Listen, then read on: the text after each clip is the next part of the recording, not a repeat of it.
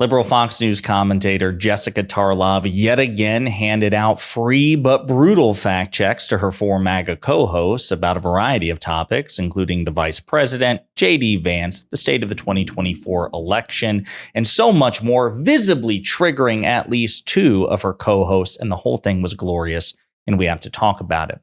But before we do, if you end up liking this video and you want to support the channel, please be sure to hit the like, subscribe, and alert bells before you go. All right, friends, we have several clips to talk about in this video. Another masterclass performance by Jessica Tarlov, giving Fox viewers facts, things that they're not often predisposed probably to hear and certainly tend not to get in the absence of people like Tarlov and Marie Harf. Just the lack of information, which is probably getting to the audience of the single biggest legacy news network, is staggering. But she was on The Five today, and she was able to correct the record on a number of topics. And so we're going to play some of these clips and unpack them together. But wouldn't it be nice if we heard from her instead of a spokesperson, at least on the plastic straw thing? She did an interview last week. She sat down with Dana. Listen, the goalposts could not be moved any further. I understand this is something that aggravates the media because all we want to do is to have people accessible to us so we can constantly talk about them and scrutinize every single thing that they said. But this would carry a lot more weight if she hadn't just sat down with Dana Bash. She is doing debate prep. If you want to mock her for trying to be prepared for what could be the biggest night of her life, that's going to fall on, it's in bad taste, false ears. I don't know what the right saying is for it.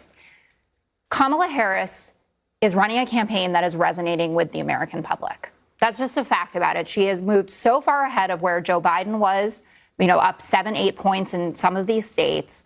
She just pulled in $361 million in fundraising in August. That's triple what Trump brought in. And the most exciting part of that is that 1.3 million of those donors are new donors, people who haven't given in this cycle at all. And so let's talk about that for just a second, then we'll get back to Jessica. So she's absolutely correct. I mean, the first month of fundraising was already staggering. $500 million had been raised prior to the vice president when she took over the campaign. Basically, in the time that she became the presumptive Democratic nominee, $500 million had been raised. And then in just the month of August alone, $361 million compared to $130 million for Trump. That is a staggering asymmetry, once again putting distance between the two campaigns, because quite frankly, Trump was closing the gap when President Biden was still the Democratic nominee. So she's dominating in the polls, in the head-to-head and the swing states. Jesse Waters, just to give you a spoiler alert, will eventually reference Nate Silver's predictive model about who is favored to win the election. But just know, in terms of the polls, the vice president is ahead in both swing states and the head-to-head. Back to Jessica. And the stories that people are trying to pin on her, like the Washington Post did this deep dive into the turnover within her office, also citing the fact, by the way, that Mike Pence had 83% turnover in his office if you're using the same standards. But these quotes are ludicrous. Like someone who worked for her said, it's stressful to brief her because she read all the materials and annotated it and prepared to talk through it. God forbid the woman actually read the briefing book. And this all flies in the face of what people had said about her, that she was unprepared, that she was pissed at people for not prepping her. It was all about how she took this so seriously that she took it like a prosecutor would and was like, I'm not just going to do this because you told me to. I'm going to ask you why. And I have not met yet a real live Democrat who says, you know what I'm really mad about? That I don't see Kamala Harris all the time in big interviews. They're watching her at rallies. They're listening to what she had to say. They're high off the DNC 100%, and they're giving their money. Jesse, they're watching her at rallies. She doesn't even believe that. Jesse? The Kamala Jessica? I do. It's fading. She's fading. Her numbers are fading. She peaked in August. Everybody knows it. Nate Silver now gives Donald Trump a 62% chance of winning the Electoral College. I don't care how much money she raises. Nate Silver's mad about his convention. I don't care how much money she raises. Hillary. So there again, Jesse Waters is in denial. He's appealing to the fact that Nate Silver, who is one of the foremost election forecasters, currently has Donald Trump favored to win, but it's not based on the polls. It's factoring in a handicap, a negative handicap, a 2 percentage point deficit because the vice president didn't experience a post-convention bump. It's basically grading Trump on a curve because Republicans tend to be graded on a curve in our American system of politics. But let's just be very clear. In terms of the aggregate polling, both head-to-head and in swing states, the vice president is still ahead. Now, Donald Trump could still win the election, as I've been saying from the beginning. And I know people in my audience don't always like it, but it is true because of those systemic advantages. But 538 has her ahead in aggregate polling, national head-to-head swing states. So does Real Clear Politics. So does Nate Silver himself. It's just his predictive model has her losing at the moment. So food for thought, but she's beating him in polling head-to-head, national, and fundraising as well. So Jessica is correct. And Jesse Waters is just coping. Got another clip for you, though, in which she triggers, Jessica Tarlov triggers her another co-host here on The Five with, again, a brutal fact check.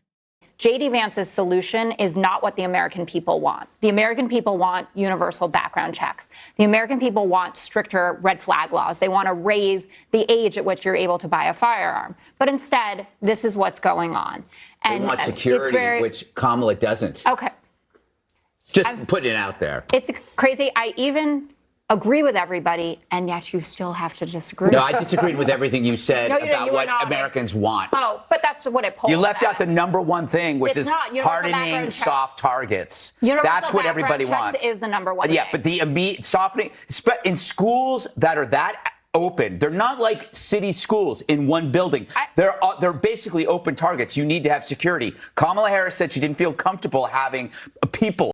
So you see how the fact checks trigger Fox again?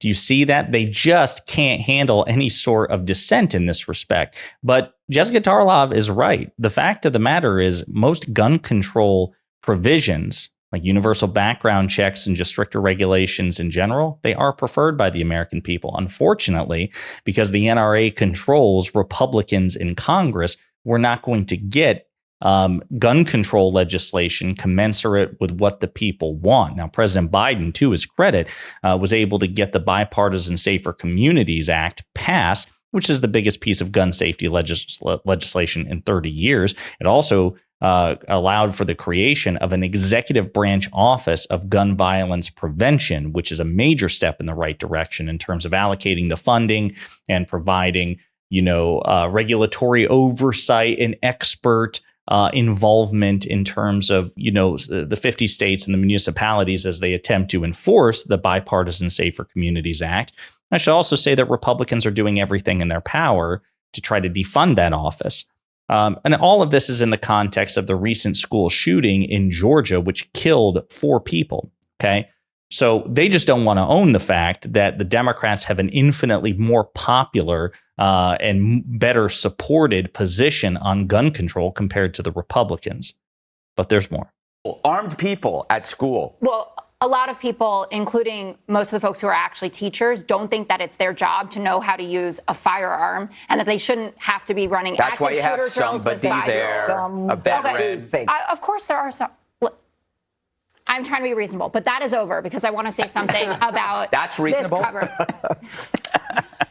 So the point that Barnacle was making, and I think it was really showcased yesterday. Trump did a press conference and these childcare comments, which we discussed yesterday on the show, but the New York Times and the AP, for instance, ran headlines that were completely unreflective of what he had said. They had, in this term that's floating around now, it's called sane washing it. So they came out with headlines that said, Donald Trump says, no, it's a real thing that's happening, where they looked at a stream of consciousness that he said, and they picked out 7 words that actually make sense, and they slammed them together. You mean like what they did with Biden when they cleaned up the transcripts? Just try to move the goalposts. This is what I'm saying, okay. And this is what they were commenting on MSNBC. If you consider the fact that Kamala Harris had a reputation for being incompetent, word salads all the time, how many times do we hear about the passage of time, unburdened by what has been? That's because the media for Kamala Harris was quoting her directly or talking about, well, why isn't she cogent on this? But Donald Trump gets up there and he says, my child care solution is Marco Rubio, Ivanka, thank you. Childcare isn't actually that expensive. Thank you. Tariffs.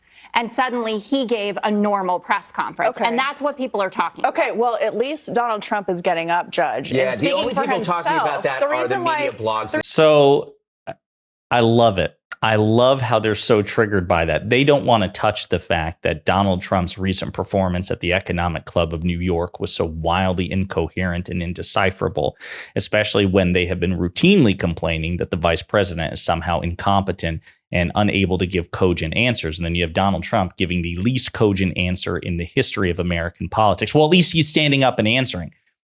Like it's the participation trophy of answering questions, a calculus they would never, ever make for a Democrat, let alone Vice President Harris in particular. But again, they grade Trump on a curve because they're unprincipled losers who should be relentlessly mocked.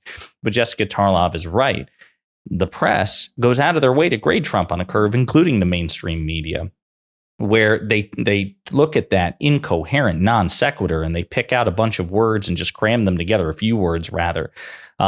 It's ridiculous. And again, something they wouldn't do, certainly for President Biden, given that the entire media narrative was that Biden was incompetent, and the New York Times devoted more words and more inches of paper than one could possibly count to hyperfixating on any single gaffe or every single gaffe that the president made. But Trump is given something of a pass by comparison. So people are right to complain about it because, of course, the mainstream media really isn't an ally to the Democratic Party the way that Fox News, Newsmax, The Daily Wire, Steven Crowder, Tim Pool, and all the others are to the Republican Party. So great performance by Jessica Tarlov, who triggered so many people, Jeanine Pirro, Jesse Waters, Greg Gutfeld, and then the co-host whose name actually escapes me. She's subbing in for Dana Perino. She was, I believe, a former Trump administration official. So she managed to piss off all four of them with her facts, and I love it.